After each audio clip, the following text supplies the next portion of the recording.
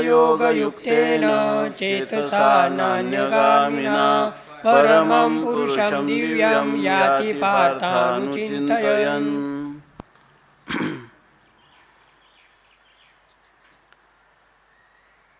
भगवान परमात्म्याने अर्जुनाच्या प्रथम 6 प्रश्नांना उत्तर दिल्यानंतर 7वा प्रश्न जो आहे, प्रयाणकालेच कथम ज्ञेयोसी नियतात्मभी, ज्यांनी आपल्या अंतःकरणाचा इंद्रियादिकांचा निग्रह केलेला आहे असे पुरुष अंतकाळाला तुझ्या स्वरूपाला यथार्थ रीतीने कसे जाणण्यास समर्थ होतात, असा साधारणपणे ह्या प्रश्नाचा अर्थ आहे किंवा आशय आहे.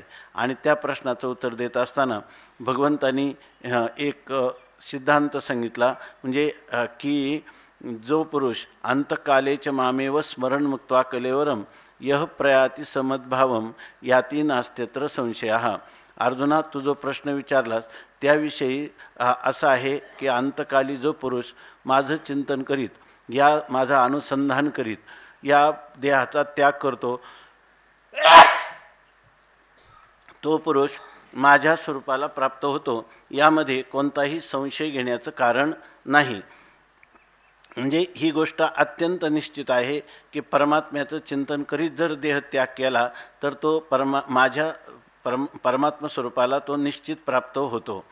दुसरं सांगितलं की याविषयी असं आहे की हे एक आपल्या भारतीय वैदिक संस्कृतीमध्ये असणारं मनोविज्ञान जे आहे ते मनोविज्ञानाला अनुसरून अंतकालाचं संबंधाने भगवान सांगतात, यम यम वापी स्मरणभावम त्यजत्यन्ते कलेवरम तम तमे वैती कौंतेय सदा तद्भाव भाविता. सदा म्हणजे निरंतर, तद्भाव म्हणजे जे जे काही आपण कर्म केलेले आहेत त्या कर्माचे जे संस्कार आहे त्या संस्काराने भाविता, त्या संस्काराने युक्त झालेला जो पुरुष आहे, म्हणजे ज्या ज्या पदार्थांचा त्यांनी भोग घेतला असेल त्या भोगाच्या ज्या वासना किंवा संस्कार यांनी युक्त असणारा तो पुरुष या ठिकाणी ज्या ज्या पदार्थाचं स्मरण करतो, म्हणजे कोणत्या पदार्थाचं स्मरण करेल, ज्या भावनेने भावित आहे, म्हणजे ज्या वासनेने संस्काराने तो युक्त आहे त्याच पदार्थाचं तो चिंतन करीत देह ठेवतो. आणि त्यामुळं ज्या पदार्थाचं चिंतन करील अंतकालाला त्या पदार्थाला तो प्राप्त होतो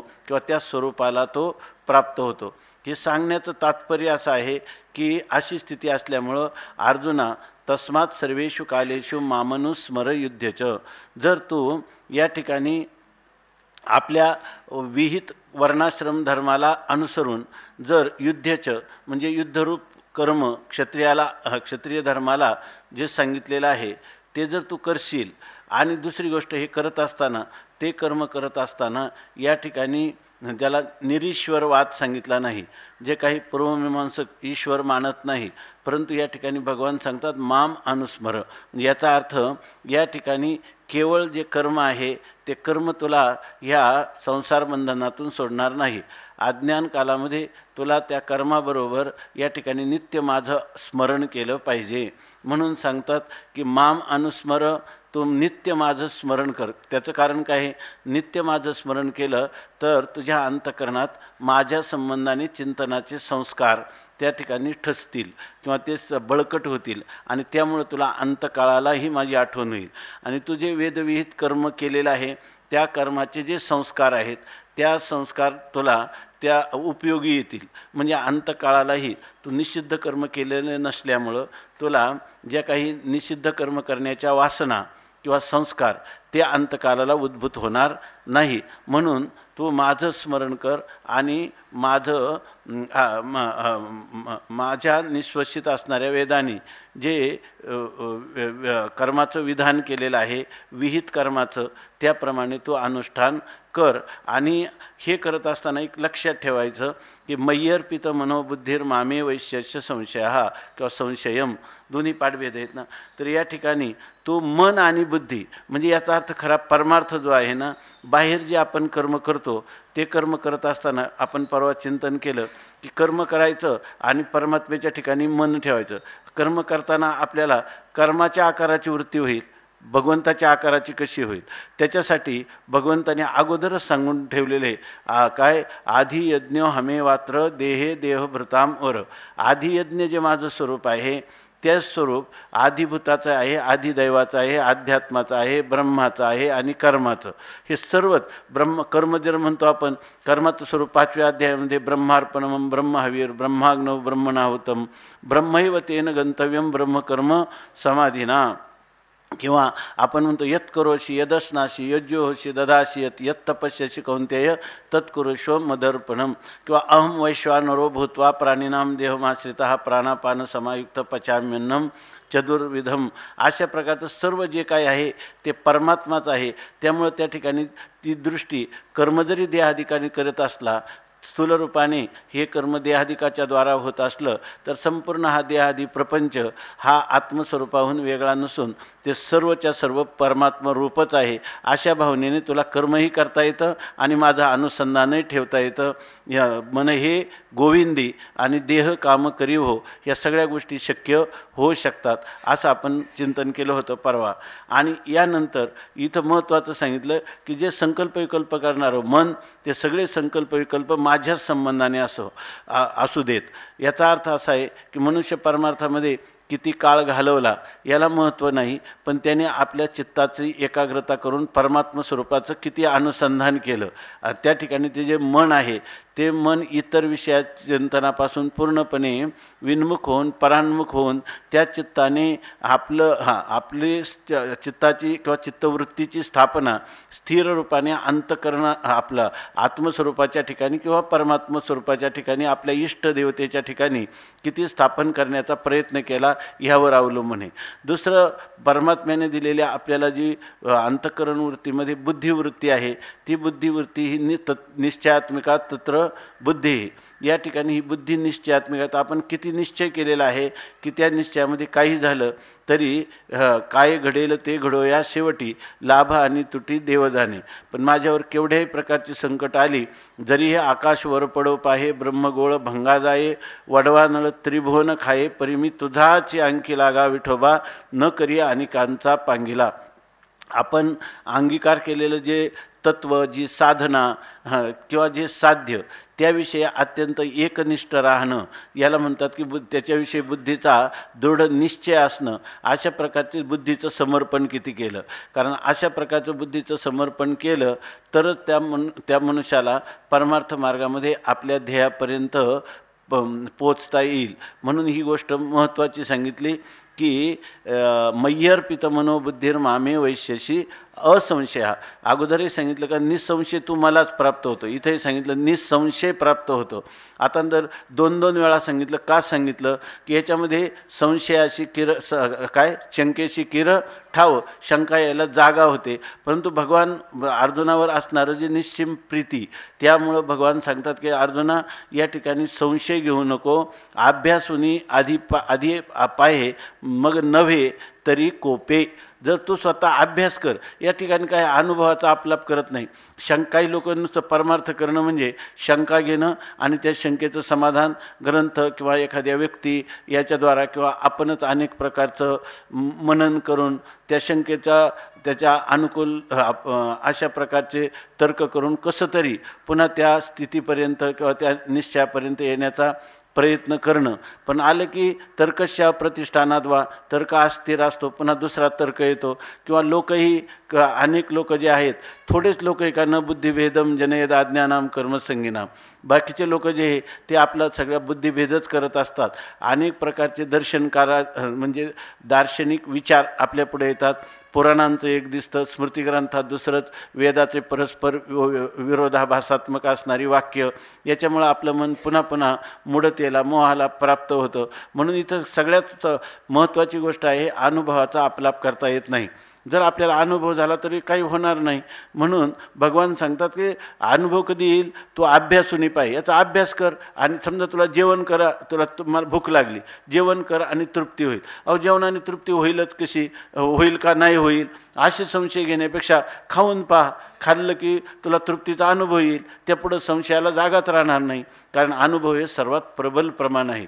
म्हणून भगवान अर्जुनाला थोडंसं रागावल्यासारखं म्हणतात, आधी अभ्यासून पाहे, अगोदर अभ्यास तर करून पहा, मग नव्हे, आणि मग जर तुझ्या अनुभवाला आलं नाही मग कोपे, मग तू माझ्यावर रागाव, असं त्याला त्या ठिकाणी सांगतात.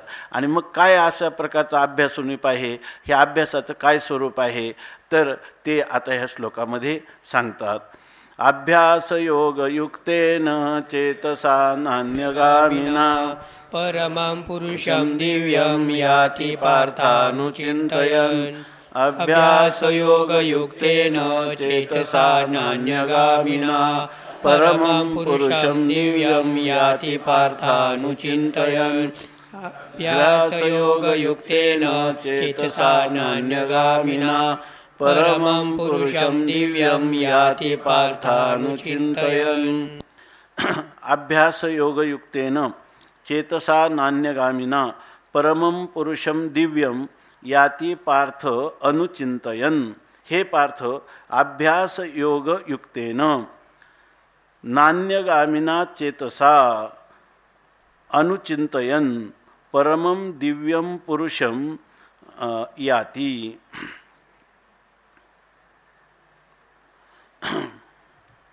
हे पार्थ, हे पृथापुत्र कुंतीपुत्रा अर्जुना, अभ्यास योग युक्तेन,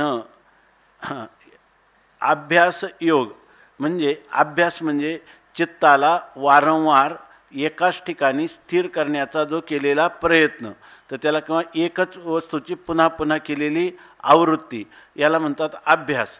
तर अभ्यास योग युक्तेनं, योग शब्दाचा अर्थ या ठिकाणी भाष्यकारांनी उपाय असा केलेला आहे. अभ्यास हाच याला उपाय आहे. परमात्म प्राप्तीला पुन्हा पुन्हा चित्त परमात्म स्वरूपाच्या ठिकाणी स्थिर करण्याचा वारंवार केलेला जो प्रयत्न आहे, हाच अभ्यास आणि हाच योग आहे. म्हणजे हाच त्याला उपाय आहे. किंवा युजुर योगे समाधौ, या ठिकाणी अभ्यासाने चित्त स्थिर पण होतं. म्हणजे समाधी शब्दाचा अर्थ चित्ताला समाहित करणं, एकाग्र करणं, यालाही योग असं म्हणतात. तर हा अभ्यास वारंवार जर केला तर चित्त एकाग्र होतं, परमात्म स्वरूपाच्या ठिकाणी स्थिर होतं.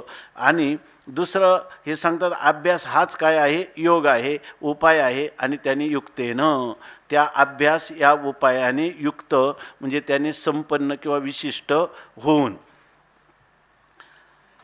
न अभ्यास योग युक्तेन नान्यगामिना चेतसा, आणि न अन्यगामीना, अन्यगामी, गामी म्हणजे जाणारा, अन्यगामी म्हणजे दुसरीकडे जाणारं, म्हणजे विषयाकडं जाणारं.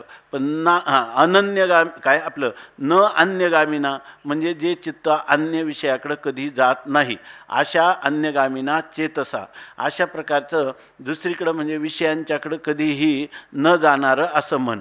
म्हणजे याचा अर्थ विषयांकडे गेलेलं मन पुन्हा त्याला परावृत्त करून ते पुन्हा आत्मस्वरूपाच्या ठिकाणी स्थापन करण्याचा वारंवार केलेला अभ्यास. आणि चित्त आता असं झालं पाहिजे की नाही धावा घेत मन आणि इंद्रियांचे समाधान, या ठिकाणी हे जे अंतःकरण वृत्ती आहे ती विषयाकडे जातच नाही.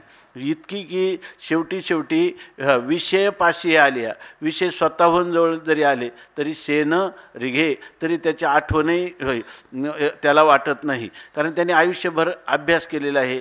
हे विषय तरी कैसे रोहिणीचे जळ जैसे, का स्वप्नीचा आभासे भद्र जाती, अशी त्यांनी रात्रंदिवस त्याच्याविषयीचं मिथ्यात्व, अनित्यत्व, दोषदर्शन, पारतंत्र्य याचं चिंतन केलेलं असल्यामुळं त्यांनी त्याचं चित्त आत्मस्वरूपाच्या ठिकाणी जसं जसं स्थापन होईल तसं विषय चिंतनात होणारी दुःखाची अनुभूती आणि आत्मस्वरूपाच्या ठिकाणी क्षणभर होणारी जी निर्विशेष अशा सुखाची अनुभूती, त्या अनुभूतीमुळं त्याचं मनसुद्धा काय या मनाचे एकनिके जे देखील या गोडीच्या ठाया सुखे, म्हणून या अनुभव सुखची कौतुके दावीत जायजे.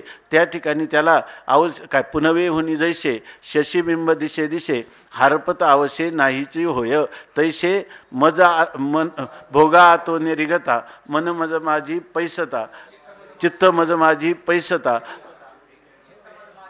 अच्छा, तैसे भोगा आतोनी निगता चित्त मज माझी रिगता हळूहळू पंडुसुता तेची होईल.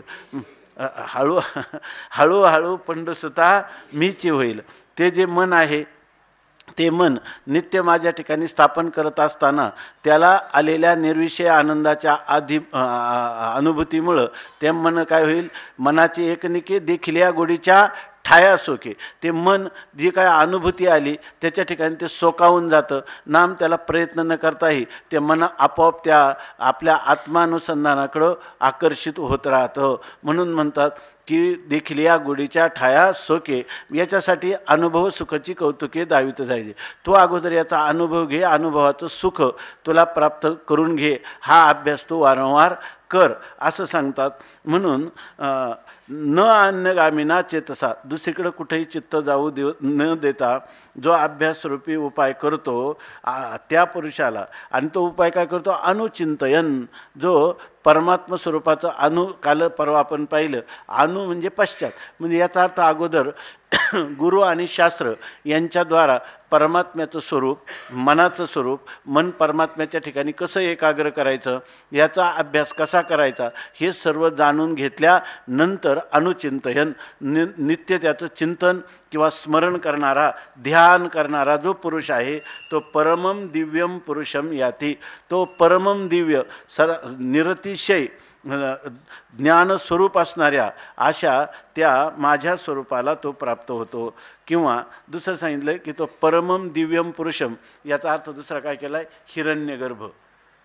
हिरण्यगर्भ स्वरूपाला तो उपासक चाललाय ना, उपासक हा हिरण्यगर्भ स्वरूपाला प्राप्त होतो. आणि ज्या वेळेला कल्पांताच्या वेळेला हिरण्यगर्भ किंवा ब्रह्मदेव मुक्त होतो त्यावेळेला त्याच्याबरोबर तो मुक्त होतो. असं म्हणून त्यांनी लिहिलं की या ठिकाणी निरतिशय पूर्व म्हणजे दिवी मंडले, दिवी नाम सूर्यमंडले भवम याती गच्छती, आणि याचा अर्थ दिला हैरण्यगर्भम प्राप्नोती इत्यर्थ.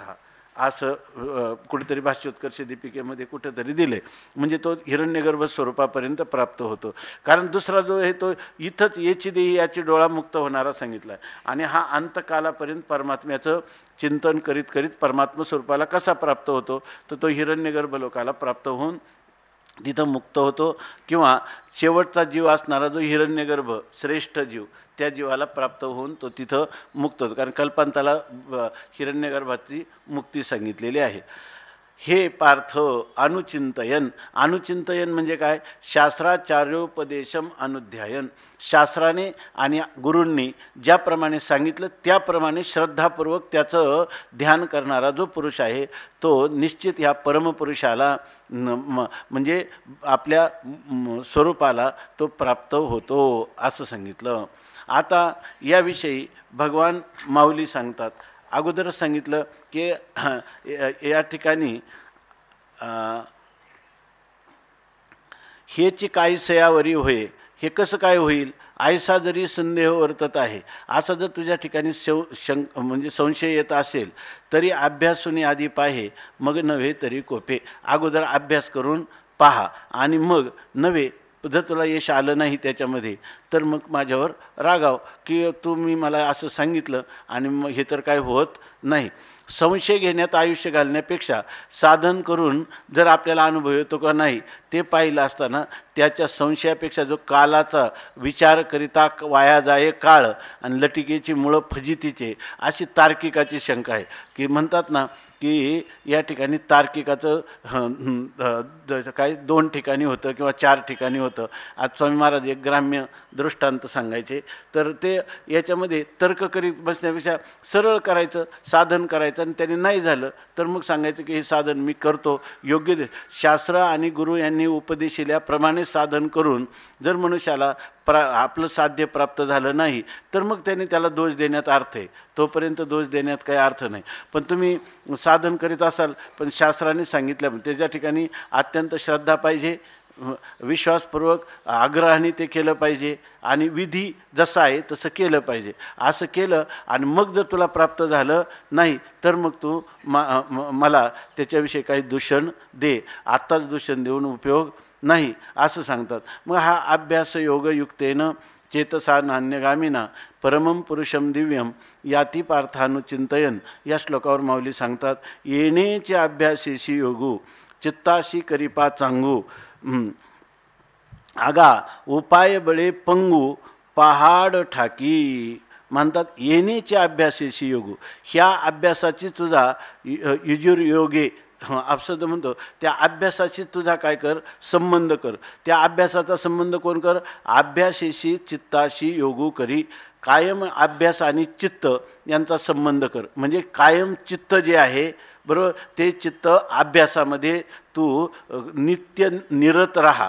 की ज्या ठिकाणी चित्ताची उत्पन्न झालेली प्रत्येक वृत्ती जी आहे ती काय करते? अभ्यास करत आहे. अभ्यास करीत आहे म्हणजे पुन्हा पुन्हा भगवदाकार होत आहे. अशा प्रकारची ही चित्ताच्या वृत्तीचा जर तू अभ्यास करीपात सांगू चांगल्या प्रकारे अभ्यास कर.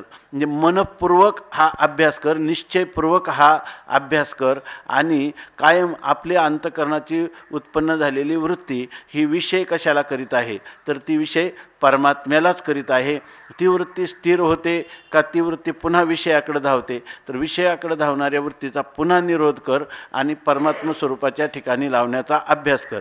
आणि मग अशा वेळेला आत्ता चिंतन केल्याप्रमाणे एक वेळेला तुला जेव्हा याचा अनुभूती येईल तेव्हा चित्ता त्या ठिकाणी निश्चित स्थिर होईल. पण अर्जुना तू लगेच पुन्हा म्हणशील 6व्या अध्यायात तू सांगितलं चंचलमी मन कृष्ण प्रमाथी बलवत दृढम तस्याहम निग्रह म्हणणे वायोरिव शुद्ध दुष्करम. मनाचा निग्रह काय सोपी गोष्ट आहे का? तर तुला मागं सांगितलं ना अभ्यास वैराग्याभ्याम तन्निरोधा. अभ्यासेन च कौंतेय वैराग्येन च गृह्यते. वैराग्यपूर्वक हा अभ्यास तुला करायला पाहिजे. आणि असं जर केलं तर त्या मनाचा निग्रह सहजच होतो. अरे व्यवहारात पाहणं पण होईलच का? नाही झाला तर काय? शंका घ्यायचं नाही. अगोदरच ठरलं ना की तू अगोदर काय अभ्यासून आधी पाहिजे. अभ्यास करत राहा. आणि अभ्यास करता करता तुला जर कधी वाटत असेल होतं की नाही आपण मी तर अत्यंत देवा मी अनाथ अपराधी कर्महीन मतिमंद बुद्धी मला कसं काय होईल? असं करू नको. अरे उपाय बळे पंगू पहाड ठाकी. उपाय बळे म्हणजे ह्या अभ्यासाच्या केलेल्या सामर्थ्याने पंगू म्हणजे पंगुम लंघयते गिरीम. या ठिकाणी पांगळा पुरुषसुद्धा या ठिकाणी काय गिरीम लंघयते म्हणजे पर्वतावर आरोहण करू शकतो असे आहे. उपाय बळे पंगू पहाड टाकी पर्वतावर चढतो. आता ते काय मध्ये आलं होतं ना शेर्पा 3 सिंग पहिला जे गौरी शंकर याच्यावर चढला तिथं एक पांगळी बाई गेली. मध्ये आलं होतं ना कुठं याच्यामध्ये ते पंगूबाई सगळं ऑक्सिजनचं सिलेंडर काय जे सगळं जवळ घेऊन जिथं तो गेला त्या गौरी शंकरापर्यंत पोचली याच्यापर्यंत. म्हणजे उपाय बळे पंगू पहाड ठाकी आपलं पहाड ठाकी हे असं तू कर. या ठिकाणी ज्ञानोबराय आपल्याला आश्वासित करतात की तुम्ही अभ्यास करा, दुसरं काही करायचं नाही. अभ्यास केलं की माऊलीने काय सांगितलं अभ्यासाचे बळे एका गती अंतराळे व्याघ्र सर्प प्रांजळे केले एकी विषकी आहारी पडे समुद्री पायवाट जोडे एक की वाग्ब्रह्म थोकडे अभ्यासे केले. या अभ्यासाची काही सर्वथा दुष्कर नाही या लागी माझ्या ठाई अभ्यासे मिळ. अभ्यासाची सांग काय ओले मुळ भेदी खडकाचे अंग आणि अभ्यासाची सांग कार्यसिद्धी. असाध्य ते साध्य करिता सायास कारण अभ्यास तुका म्हणे असं आहे.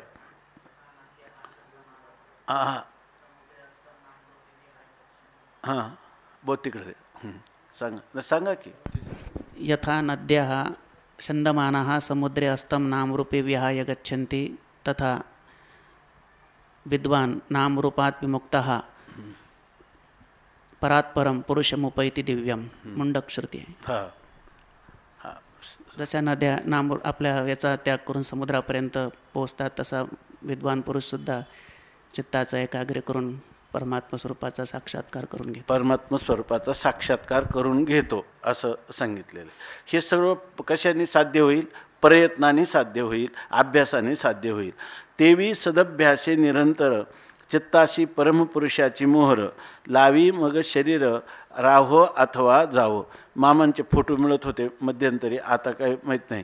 तर त्याच्यामध्ये मामा गेल्यानंतर त्यांचे फोटो काढले. म्हणे फोटोमध्ये एखादी ज्ञानेश्वरीची ओवी द्या. तर ती ही ओवी त्यांच्या फोटोच्या खाली असायची. आता माहीत नाही, पण त्या प्रत्येक फोटोखाली ही ओवी असायची. तेवी सदभ्यासे निरंतर चित्ताशी परमपुरुषाची मोहर लावी मग शरीर आसो अथवा जावं. हा अभ्यास करण्यासाठी पहिल्यांदा सांगितलं ना, बुद्धीचं सुद्धा मला समर्पण केलं पाहिजे, बुद्धीचा पक्का निश्चय असला पाहिजे. तो कसा, तर तेवी त्याप्रमाणे उपाय बळाने जसा पांगळा मनुष्यसुद्धा एखादा मोठा पहाड, त्या पहाडाला उल्लंघन करू शकतो, अतिक्रमण करू शकतो, किंवा त्याच्यावर आरूढ होऊ शकतो, आरोहण करू शकतो. म्हणून तसंच सदभ्यासे ह्या सद्वस्तू परमात्मा वस्तूच्या प्राप्ती व्हावी म्हणून तिच्यासाठी लागणारा अभ्यासाचंही सत्स्वरूप आहे. ज्या अभ्यासाने जे मिळवायचे ती सद्वस्तूच आहे, आणि त्या सद्वस्तूला प्राप्त करण्याचा अभ्यास जो आहे तोही सदाभ्यास आहे. म्हणजे सद्वस्तूच्या प्राप्तीसाठी प्रित्यर्थ केलेला जो अभ्यास आहे तो अभ्यास कसा केला पाहिजे, तर निरंतर केला पाहिजे. आपण आता सारखं वारंवार 6व्या अध्यायात हाच विषय आला, 2ऱ्या अध्यायात आला, परंतु या ठिकाणी फक्त त्याचं हे सांगायचं झालं तर सूत्र आहे, सतू दीर्घकाल नैरंतर्य सत्कारा सेवितो दृढभूमी. ह्या परमार्थाची साधना ही विश्वासाने केली पाहिजे. आणि म्हणजे सत्कार, अंतकरणात खूप आदर असला पाहिजे. जसं साध्यप्राप्तीविषयी आपल्याला उल्हास आहे, तसा साधन करीत असताना सुद्धा माणसाला की अशा प्रकारची सद्वस्तू मला प्राप्त होते, हे अभ्यास करण्याचं मला भाग्य आहे, हा मला केलाच पाहिजे. आणि याच्यामध्ये असणारे जे क्लेश आहे त्या क्लेशांची मी वारंवार उपेक्षा करील आणि माझ्या गंतव्याचं सारखं माझं जे लक्ष आहे त्या लक्षाकडे मी जाईल. यासाठी त्याला अभ्यास जो आहे तो श्रद्धापूर्वक आदरपूर्वक केला पाहिजे, सत्कारा सेवितो, आणि पुन्हा निरंतर केला पाहिजे. प्रत्येक क्षण ना क्षण त्याच्यासाठी उपयोगाला आला पाहिजे आणि दीर्घकाल केला पाहिजे.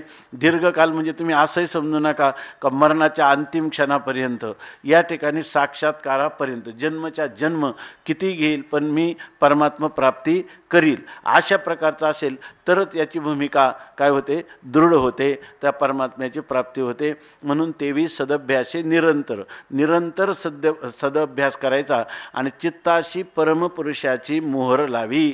चित्ताला जे काही मोहर लावणं म्हणजे छंद लावणं, त्याचा वेध घेणं किंवा त्याच्या मार्गाने जाणं, वळण घेणं, अशा प्रकारचे अर्थ दिले. आणि दुसरा एक अर्थ जर केला बघा तर मोहर लावी म्हणजे त्याच्यावर मोहर उमटवणं, म्हणजे शिक्कामोर्तब करणं. एकदा एखाद्या याच्यावर शिक्का पडला की तो कायमचा राहतो.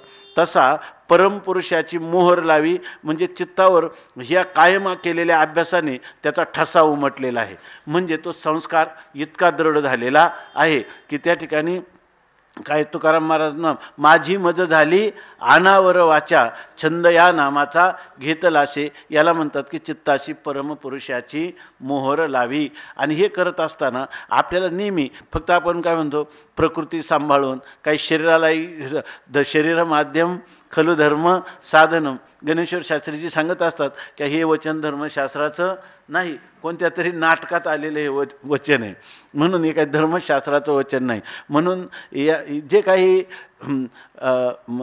मंद अधिकारी आहेत किंवा जे शरीराला जास्त तादात्म्य ठेवणार आहे त्यांना फक्त धर्मानुष्ठान करावं म्हणून सांगितलं. शरीर माध्यम धर्म खलु धर्म साधनम. ह्या शरीराचा उपयोग त्याने धर्मसाधनाचे करावा. पण धर्मासाठी प्रसंग आला तर प्राणपण त्याग करण्याची तयारी असली पाहिजे. तर इथं भगवत प्राप्तीसाठी त्याची पण अशीच तयारी असली पाहिजे. ती कोणती, लावी मोहर लावी, तो छंद वेध लावला ना मग शरीराविषयी काय, शरीर असो अथवा जावो, या ठिकाणी ते शरीर राहो अथवा जावो, राहिलं तरी ठीक आहे किंवा ते गेलं तरी ठीक आहे. म्हणजे साक्षात्कार होईपर्यंत मी कशाचीही दुसऱ्याची पर्वा करणार नाही. माझं एकमेवा द्वितीय गंतव्य असणारं जे परमात्म तत्व त्याचंच मी चिंतन करीत राहीन. आता म्हणतात जे नानागती ते पावविते ते चित्तवरीला आत्मयाते मग कवना आठवी देहाते गेले की आहे. आता या ठिकाणी महत्त्वाची गोष्ट सांगितली की आपल्या जीवनामध्ये सर्वात महत्त्वाचं काय आहे की जशी आपली बुद्धिवृत्ती निश्चयात्मक आहे, अहम वृत्ती जी आहे ती कोणत्या तरी अनात्म पदार्थाकडं तादात्म्य कायम धरत असते, किंवा आपला असणारी बुद्धी निश्चय करत असते आणि मन काहीतरी संकल्प विकल्प करत असतं. तसं चित्त जे आहे, तर चित्ताचा धर्म काय आहे? चिंतन करणारी अंतःकरणाची वृत्ती. ह्या चित्ताचं महत्त्वाचं आहे की काय, जर आपण कोणत्याही प्रकारचा विचार करायचा नाही म्हटलं तरीसुद्धा ते चित्त आपोआप त्या विषयाचं काय करतं? चिंतन करतं. कधी कधी आपल्याला असं वाटतं की समजा मला एखादी गोष्ट आहे आणि त्या गोष्टीचं आपण चिंतन करावं. उदाहरणार्थ आपण नामस्मरण करावं असं वाटतं, आणि नामस्मरण करता करता मूर्ती केव्हाच नामस्मरणाला सोडून दुसऱ्या विषयाच्या चिंतनाकडे जाते. आपण पुन्हा आणतो, परत तिकडे जाते. याचं कारण काय आहे की ती अंतःकरणाची चित्त नावाची जी वृत्ती आहे, त्या चित्तवृत्तीला प्रयत्न न करता ती आपल्याला ज्या संस्काराने ती भावित झालेली आहे तर तिकडं ती आपोआप जायला लागते. तसं त्या चित्तवृत्तीत असं झालं पाहिजे, प्रयत्न न करता संसाराचं चिंतन करत राहते आणि प्रयत्न न करूनसुद्धा ती देवाचं चिंतन करीत नाही. तर हिला इतकं सुसंस्कृत केलं पाहिजे का तिचं कोणताही प्रयत्न न करता आपोआप, तुम्ही जर म्हटले की अनात्म पदार्थाचं चिंतन करायचं तर ती काय करायला लागली? आत्मपदार्थाचं चिंतन करायला लागणं. याला म्हणायचं की आपल्या अंतःकरणाची चित्तवृत्ती जी आहे, तर चित्तवृत्ती आता काय येणे वेधले गोविंदे, तुका म्हणे छंदे आणि येणे वेधिले गोविंदे. चिंतन करायचं नाही म्हटलं तरी त्याचं चिंतन होतं. आपण अनेक वेळा सांगितलं, गोपीगीतामध्ये चिंतन सांगितलं अखंडानंद स्वामींनी की ती गोपी यमुनेच्या तटावर बसली आणि ध्यान करीत बसली, आणि इकडं भगवान परमात्मा आपल्या सवंगड्यासह यमुनेच्या त्या वाळवंटामध्ये अनेक प्रकारचे खेळ खेळत होते. नारद मुनी भगवंताचं ते ऐश्वर पाहण्यासाठी, ते रूपडं पाहण्यासाठी, त्यांची लीला पाहण्यासाठी तिथं आले. त्यांनी पाहिली ती लीला, ते रमून गेले. सहज त्यांची नजर गेली, त्या तीरावर थोड्या दूर अंतरावर एक गोपी डोळे झाकून पद्मासन घालून बसलेली आहे, अर्धोन्मिलित किंवा डोळे झाकून ध्यान करीत आहे. तेव्हा तिच्याकडे गेले, त्यांना दयाच आली त्याची. अरे, ही ध्यानाने जो परमात्मा ध्यानात आणत आहे तो परमात्मा साक्षात देखील लागे माये यमुनेच्या तिरी. आता तो परमात्मा तिथं क्रीडा करतोय आणि त्याला सोडलं आणि इथं मनात ध्यान करते, कल्पनेचं ध्यान. साक्षात परमात्मा समोर आहे ना, त्याचं ध्यान करावं ना. म्हणून त्यांना आली दया, त्यांनी तिला हलवून जागं केलं आणि तिला म्हणतात की ए विडे, तू हे काय चिंतन करते? ज्या देवाचं चिंतन करते तो देव साक्षात ह्या यमुनेच्या वाळवंटाबरोबर त्याच्या ह्या गोप बालकांबरोबर क्रीडा करत आहे. तेव्हा त्याला डोळे भरून पहा ना. ते म्हणले तुम्हाला त्याचं नावसुद्धा घेऊ नको म्हणे, त्याला विसरण्यासाठी तर माझं ध्यान चाललंय. म्हणजे विसरण्याच्या निमित्ताने सुद्धा त्याचं काय होतं? ध्यान. याला म्हणायचं का अंतःकरणाची जी चित्तवृत्ती आहे ती चित्तवृत्ती आपली आता परमात्म्याकडे वेधली आहे. वेधिले ओ येणे श्रीरंग रंगे, मी माझी अंगे हरपली, अशा प्रकारची स्थिती झालेली आहे. परतेची ना दृष्टी बैसली ते ठाई, विसावोनी पायी ठेले मन. इथं मन शब्द असला तरी तो चित्ताची अंतःकरणाची जी वृत्ती आहे चिंतन करणारी, ती इतकी सुसंस्कृत झाली पाहिजे का ही कधी होईल? पूर्वकालात जर भरपूर अभ्यास झाला असेल तर ती वृत्ती आपोआप तिकडं कारण या मनाचे एकनिके ही जी चित्तवृत्ती आहे ती त्या चित्तवृत्तीमध्ये म्हणतात जे ह्या चित्तवृत्तीचं काय आहे पुन्हा सांगतात, जे नानागती ते पावते. ह्या चित्ताचं असं स्वरूप आहे नानागतीचं, म्हणजे वेगवेगळ्या गतीला. ते तुम्हाला देवयोनीला प्राप्त करील, तुम्हाला त्याला काय म्हणतो मोक्षाला प्राप्त करून देईल, किंवा तुम्हाला अनेक प्रकारच्या नारकी योनींना, जीव जंतू कोणत्या योनीला जर प्राप्त करत असेल तर ते मन आहे. कारण ह्या सगळ्यामध्ये महत्त्वाचे कारण मनच आहे. तुकाराम, एक मन तुझे अवघ्या भांडवला, ते एकच मन सगळं भांडवल आहे सर्व. तुकाराम महाराज सांगतात, मन करारे प्रसन्न सकळ सिद्धीचे कारण, मोक्ष अथवा बंधन सुख समाधान इच्छा, ते सगळ्याला कारण मन आहे. मन म्हणजे ही चित्ताची ही वृत्ती आहे की ही आपल्याला कायम बंधनाला किंवा मोक्षाला कारण होते. परंतु जे चित्त आहे ते नानागती ते पावविते. नाना प्रकारच्या गतींना प्राप्त करून देणारं जे चित्त आहे ते चित्त वरील आत्म्याते. जर त्याने आत्म्याला वरलं म्हणजे आत्म्याचा अंगीकार केला म्हणजे ते चित्त जर आत्मचिंतन करू लागलं तर मग त्यावेळेला मग एक मात्र अशी स्थिती आहे, कवन आठवी देहाते गेले की आहे. त्यावेळेला हा देह गेला की देह आहे यातला कोण आठवण करणार. आपण परवाच चिंतन केलं की निज भाडियाचे घोडे निजधामा अनिता रोकडे आहे की गेले कोणीकडे हेही पुढे स्मरेना. आता या ठिकाणी तो कशाला स्मरण करतो, तो देह कुठे गेला आणि कोणत्या. त्या नाथमारांनी दिलं तो कैकट देशात आहे, मागध देशात आहे की तो देह एखाद्या तीर्थक्षेत्रात आहे याचा विचार नाही. कारण त्या चित्ताला फक्त काय आहे, आपलं जे इष्ट आहे त्याचं त्याला वेध लागलेला आहे. आणि त्या ऐश्वर्यच असं आहे की निमिष न लगे मनवेधिता एवढी तुझी स्वरूपता विठोबा नेनो कैची भेटी उरणे नाही जीवेसाठी उरले उपाधी कारणे ते त्वावेचिले दर्शने निवृत्ती दासा वेगळे सांगावया नाही उरले अशी त्या चित्ताची झालेली स्थिती आहे. आता तुम्ही म्हणा नानागतीला चित्तच का पावतं, तर आत्ताच आपण पाहिलं ना की अंतकालामध्ये ज्याचं चिंतन होईल त्याचं त्या स्वरूपाला प्राप्त होतो. याचा अर्थ नानागतीला प्राप्त होण्याला कारण चित्ताने केलेलं त्या प्रकारचं त्या पदार्थाचं व्यक्तीचं भावाचं केलेलं चिंतन. आणि आपला सिद्धांत आहे ही जन्ममरण परंपरेला कारण तिने अविद्या काम आणि कर्म. म्हणजे याचा अर्थ अविद्या ही एक कारण आहे आणि दुसरे कारण काय, काम कारण आहे. आणि हा काम म्हणजे अंतःकरणात असणाऱ्या इच्छा म्हणजे अंतःकरणामध्ये चाललेलं चिंतन, बरोबर ना. ते चिंतन म्हणजे आवडीचं चिंतन, हां जे ज्याच्याविषयी आवड आहे त्याचं पुन्हा पुन्हा होणारं जे चिंतन. आणि याचं कारण आहे त्याच्यापासून उत्पन्न होणाऱ्या कामना, बरोबर ना. त्या कामनेच्या विषयाचं चिंतन. आणि हे चिंतन करता तोपर्यंत अविद्येचा पडदा कधी दूर होणार नाही. आणि अविद्येचा पडदा दूर करणारी सुद्धा कोणती वृत्ती आहे, अंतकरणाची वृत्तीच आहे. तिथं वृत्ती व्याप्ती म्हणतो ना, तीच का अहम ब्रह्मास्मी ही वृत्तीच काय करते, अज्ञानालाही दूर करते. म्हणजे खरं मुख्य जी भूमिका आहे ती कोणाची, चित्ताचीच आहे. चित्ताची भूमिका आहे. चित्ताला जर मला मोक्षच व्हावा असंच चिंतन वारंवार राहिलं तरच सगळ्या गोष्टी घडतील, आहे की नाही. नाहीतर बुद्धीलाही ते कोलमडून टाकतंय. चित्त बुद्धी निश्चयाला कोलमडून टाकतंय.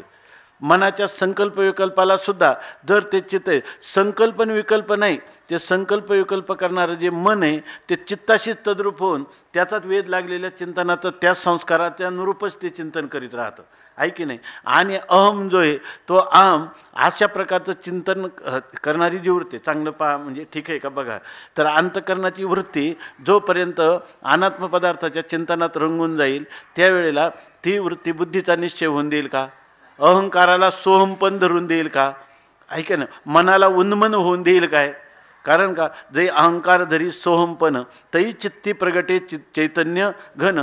चित्तामध्ये चैतन्य घन प्रगट करून द्यायचं असेल तर ह्या बाकीच्या गोष्टी सगळ्या लागतात. पण ते चित्त कुठं गेलेले विषय चिंतनात रमलं असेल तर ते कधीच होणार नाही. आणि ते जर परमात्मा चित्ती प्रगटे चैतन्य घन जर परमात्म्याचं चिंतन करायला लागलं तर बाकीच्या आपोआप होतील. विशेषतः या भक्ती सिद्धांतामध्ये बाकीचं काही नाही, चित्ताचा परमार्थ आहे असं जे आपण म्हणतो. कोणाचा परमार्थ आहे, चित्ताचा. चित्त जर ते आत्म्याला वरील आत्म्याचा अंगीकार करील तर म्हणतात ते चित्तवरील आत्मयाते मग कवन आठवी देहाते आहे की गेले, देहाते गेले की आहे. मग ह्या देह गेला किंवा राहिला याचा कोण विचार करणार. याचा अर्थ असा आहे की ह्या अभ्यासामध्ये देह तादात्म्य ठेवून देहाचं अंजन भंजन करू आणि पुन्हा परमात्म्यालाही प्राप्त करू तर चिडिया दोन बने. या ठिकाणी संसार परमार्थ संपादीन दोन्ही एकही निदानी न घडे त्याशी. चित्त मिळे तो सब मिले. तिथं घ्या ना.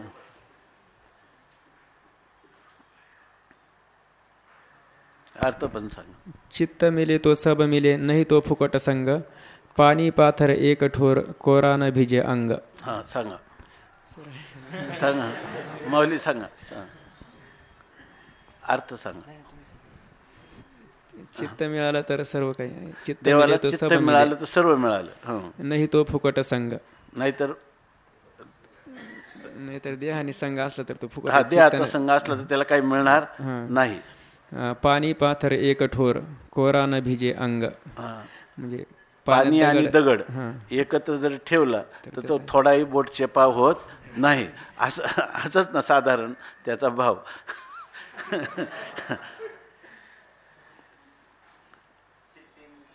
चित्ते मीची झाले मेयाची प्राणे झाले जीव मग जीव मरो विसरले बोधाची या भुली, असं त्यांचं वर्णन केलं.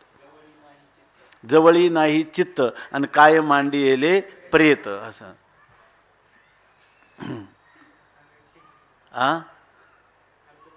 नाही अर्थ सांगायची गरज नाही त्याच्या, सांगायचं तर सांगा. हां, जवळी नाही चित्त आणि काय मांडी येले प्रेत. चित्त नसलं तर काय ते प्रेतासारखंच आहे नाही का, त्याचं ते काही कार्यकारी होणार नाही. हां, काय सांगायचं. आता या ठिकाणी याचंच आणखी स्पष्टीकरण माऊली करतात. पै सरितेचेनी ओघे सिंधू जळा मिनले घोगे, ते काय वर्तत आहे मागे म्हणून पाहो येती. आपल्यालाच प्रश्न विचारतात माऊली. सरितेचेनी ओघे म्हणजे गंगेचा किंवा नदीचा असणारा, सरिता नदीचा असणारा प्रवाह, ओघ म्हणजे प्रवाह. आणि ते काय झालं, घोघे सिंधू जळा मिनले, नदीचा प्रवाह म्हणजे गंगा नदी हिमालयापासून निघाली कोणाला, तर समुद्राला मिळण्यासाठी. ती जशी घो घो असं करीत त्या ठिकाणी सिंधू जना मिळणे. तुका म्हणे गंगा सागर संगमी अवघ्या झाल्या उर्मी एकमय. आणि त्यावेळेला ते असं कधी दिसलं का आपल्याला, तो प्रवाह वाहता वाहता आला आणि नदीचा प्रवाह समुद्राला मिळाला आणि मग तो प्रवाहाला असं वाटलं की आता आपण पुन्हा हिमालयाला भेटायला जाऊ का, तो मागं पुन्हा पाहतच नाही. ते म्हणतात ते काय वर्तत आहे मागे, मागं काय काय झालं आता हे म्हणून पाहो येती. म्हणून पुन्हा तोच जो प्रवाह आहे तो पुन्हा ते प्रवाह त्या समुद्र जळाला मिळाल्यानंतर पुन्हा आपला उगम कुठून झाला, आपण कुठून निघालो तिकडं जायला निघतात का पुन्हा, पुन्हा कधी जात नाहीत. मग काय का जात नाही, ते आता वेगळे अवघ्या झाल्या उर्मी एकमय. समुद्राशी ते इतकं एकरूप झालं की आता समुद्र आणि गंगा हे दोन रूप त्या ठिकाणी नाही, सगळं काय आहे पाणीच पाणी. स्वामी महाराज सांगायचे समुद्राला गंगा जेव्हा मिळते तेव्हा गंगा स्त्रीलिंग आहे आणि समुद्र पुल्लिंग आहे. आणि ते दोघांचं मिलन झालं आणि अमक्या ठिकाणी आपण तो गंगासागराला दोन्ही मिळाल्या. तिथं पाहायला गेलं तर गंगा आणि सागर वेगळे आपल्याला करता येतील का. स्वामी महाराज सांगायचे आपण हात बुडवला, गंगा हाताला येईल का, गंगेची वेणी हाताला येणार नाही आणि समुद्राची शेंडी पण हाताला येणार नाही. हातात काय येईल, पाणी येईल. त्याप्रमाणे या ठिकाणी नाते समुद्राचे होणे ठेले, ते समुद्रच होऊन गेलं, तेवी चित्ताचे चैतन्य झाले. त्याप्रमाणे हे जे चित्त आहे ह्या म्हणून आपलं जे योगसूत्र आहे ना, भक्ती सिद्धांत, वेदांत, मनोविज्ञान, व्यवहार हे सगळं चांगलं करण्यासाठी काय पाहिजे की ह्या जे योगसूत्र आहेत ना, पातंजल योगसूत्र, याचं बरोबर ना महाराज, याचं चिंतन प्रत्येकाचं व्हायला पाहिजे. आपातता का होईना त्या शब्दांचा परिचय जर आपल्याला झाला तर आपल्याला भरपूर उपयोग होतो. आणि हे अशा प्रकारची जी विधान आहे याच्याविषयी आपल्याला चिंतन करता येतं. भक्ती सिद्धांतामध्ये सुद्धा मनाचं स्वरूप कळलं पाहिजे, तत्त्वज्ञानामध्ये मनाचं स्वरूप कळलं पाहिजे याच्या ठिकाणी. आज तसं पाहिलं तर कर्मकांडातसुद्धा कर्मकांड का करायचं याच्यासाठी सुद्धा मनोविज्ञान कळलं पाहिजे. म्हणून त्यांनी लिहिलं भारतीय काहीतरी असं कोलटकरांनी जे पातंजल सूत्राचं लिहिलं ना, त्याला काहीतरी भारतीय मानसशास्त्र असं नाव दिलं त्याला. काय भारतीय मानसशास्त्र असं नाव दिले. म्हणजे खरोखर मनाचं स्वरूप मनुष्याला कळलं, त्या मनाच्या असणारे 4 अंतःकरण चतुष्टय आहे, त्यांचं काय कार्य आहे, त्या कार्य आपल्याला परमार्थाकडे जाण्यासाठी कसं उपयोगाला होईल याचं सगळं आपल्याला विचार करता येतो आणि जरा थोडी नजर येते. म्हणून ते सांगतात की नाते समुद्राचे होऊन ठेले, ते समुद्रच होऊन गेलं. पण तैसे चित्त तेवी चित्ताचे चैतन्य झाले. त्याप्रमाणे चित्ताचं काय झालं, चैतन्य झालं. म्हणजे चित्त रूपाने राहिलंच नाही. खरं तर काय आहे, योगवासिष्ठामध्ये सांगितलं की चित्त हा जो शब्द आहे ना, एक पहिलं हे चित्त आणि त्याच्यामध्ये एक तकार पडला आहे आणि मग चित्त झालेलं आहे. तर तकारो विषय अध्यासा, तकार जो पडला आहे ना तो विषयाचा अध्यास, जे अध्यासिक जे विषय आहे, तर ते त्या चैतन्यामध्ये काय झाले, संबंधित झाले, म्हणून त्याला चित्त नाव आलं. म्हणून ते चित्तमध्ये जेव्हा विषय चिदमध्ये जेव्हा विषयाचा संबंध आला तेव्हा त्याचं चिद्रूपता त्या ठिकाणी अभिभूत झाली आणि त्याला काय झालं, चिद्रूप परमात्म्याला जीवपणा प्राप्त झाला आणि तो काय झाला, जीव. म्हणजे चैतन्य अधिक विषय बरोबर काय झाला, जीव झाला. आणि आता जर जीवाने आपल्या स्वरूपातून त्यामुळं आपल्याला जीवपणा आले, त्याला कारण आहे विषय अध्यास, त्याला कारण काय, विषय चिंतन. जर त्यांनी विषयाचा परित्याग केला, विषयाच्या चिंतनाचा परित्याग केला, तर तो पुन्हा कोण झाला, चिद्रूपत, ऐक नाही. म्हणून त्यांनी सांगितलं चित्त अधिक विषय, बरोबर ना, म्हणजे काय आहे चित्त, आणि चित्त वजा विषय म्हणजे काय, पुन्हा चित्त, ऐक नाही, म्हणजे आपलं मूळचं स्वरूप. तसं इथं म्हणतात की ते समुद्राची होणे ठेवले तेवी चित्ताचे चैतन्य झाले. ह्या अभ्यासामुळं काय, त्यांनी वारंवार केलेल्या अभ्यासामुळं काय झालं, चित्तातले विषय निघून गेले आणि मग विषय निघून गेल्यावर खाली काय झालं, चित्त. आणि कशाने गेले, तर ह्या केलेल्या अभ्यासामुळे गेले. या ठिकाणी मनाचा बाध नाही, मनाचा काय झाला आहे, त्या स्वरूपाच्या ठिकाणी लय झालेला आहे. मग तो हा जो लय झाला त्या ठिकाणी त्याच्या ज्या चैतन्यामध्ये लय झाला त्या चैतन्याचं स्वरूप काय आहे. इथं आपली अनुभूती त्यांनी सांगितलं ना, अगोदर तू काय अभ्यासून पाहे, अभ्यासून पाहिल्यावर तुला अनुभूती येईल आणि ती अनुभूती काय येईल, चित्त कसं चैतन्य स्वरूप झालेलं आहे.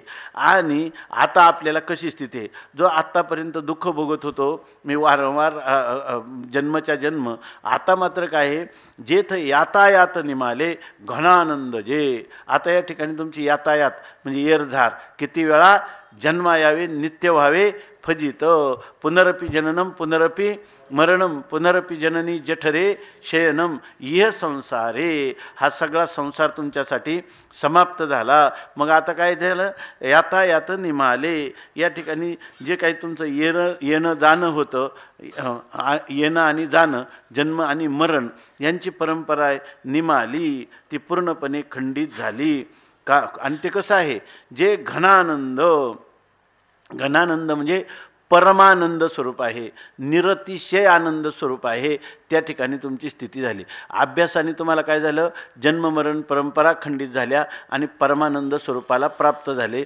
म्हणजे दुःखाची आत्यंतिक निवृत्ती होऊन परमानंद स्वरूपाला प्राप्त जर व्हायचा असेल तर काय करायला पाहिजे, हा अभ्यास कर.